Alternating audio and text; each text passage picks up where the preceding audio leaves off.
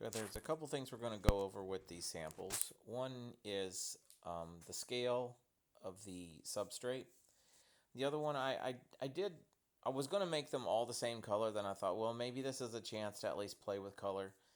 Color's easy in that we have to mill the parts and do the hardware. And the very last thing you do is put the color on. But I thought we could maybe start a color conversation just by seeing these kind of done different ways. I didn't put a lot of work into the color because I figured it was just kind of maybe we'd be attracted to one or two and we'd expand on that. What we have is, let's see, we got three different sizes here, or four. This is a standard dye bond right here.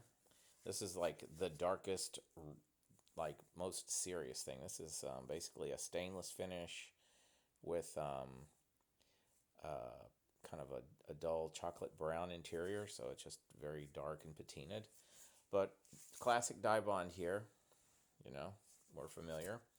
And what we would do with this is either we could put it on pins or some kind of standoff, or there could be a smaller uh, object that's made of one of these thicknesses here of a foam board that's got a treatment, but it would hide inside of here, narrower.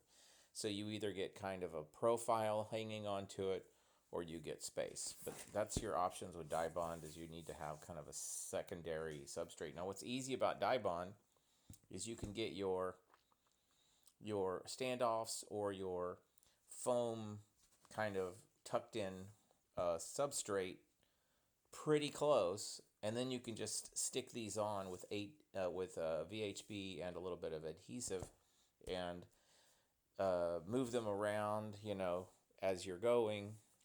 Real easy to install if you get to go in two steps, base then top.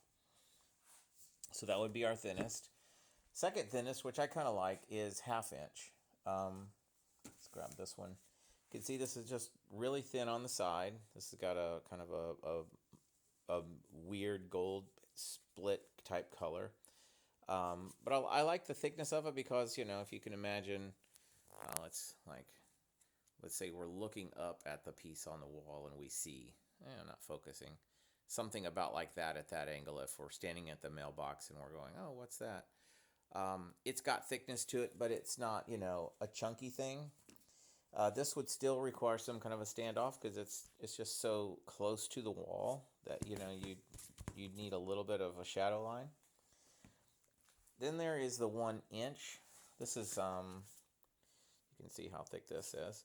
This is, you might be able to get away with this directly on the wall, or maybe you just want it maybe a half-inch lift. So maybe instead of it being like a channel that mirrors the thing, all you would need is just some hidden blocks, this because you could never, they'd be so close, they could just be in the shadows, you'd never see them. So this could be really easily installed where you just have some little maybe half-inch or quarter-inch blocks, and it just floats barely off the wall. So 1 inch is kind of this nice, it's chunky, but it's not getting, real big and heavy duty. Okay, so this is, what is this? This is 1.5 inches. Is it? Yeah, I've got 2 3/4 together here. Yeah, this is 1.5 inches. Not quite 2 inches deep. And you can see this is, this would be the mass itself. You would set it on the wall and it would be doing that. You could maybe force a tiny little shadow line if that, that could look, we could work on that. This is your thickest one. What's interesting or strange about this one is as this one would taper, let's imagine this is the sculpture part and it's curving and it gets real thin, like it tapers and then it maybe expands again. This gets almost taller than it is wide, if that makes any sense. The height here may be greater than the width. So it can be very ribbon-like and maybe a little strange, when you're trying to make it make sense that way. So there's that.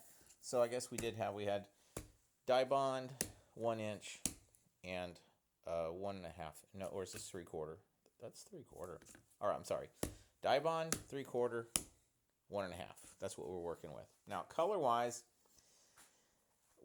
all we're wanting to do is just kind of throw out a color conversation that we can work on later. Right now, we just want to cut the parts, engrave them, start coating them. But for color-wise, we've got this kind of a stainless with brown. I'm almost wondering if I should have my flash on so I can get more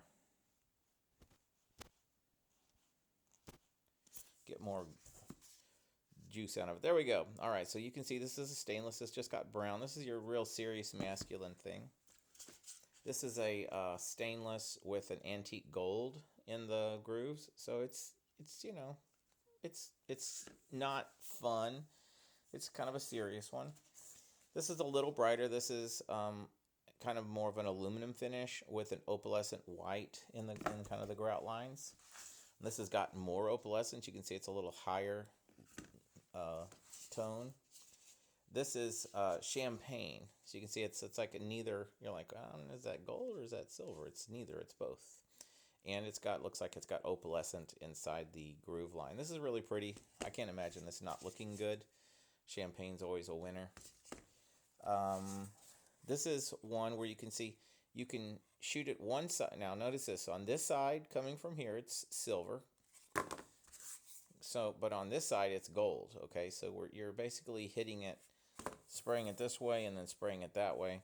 And what would happen is as this goes down the wall and then curves around, you'd see it gold and then switch to silver and then switch back to gold.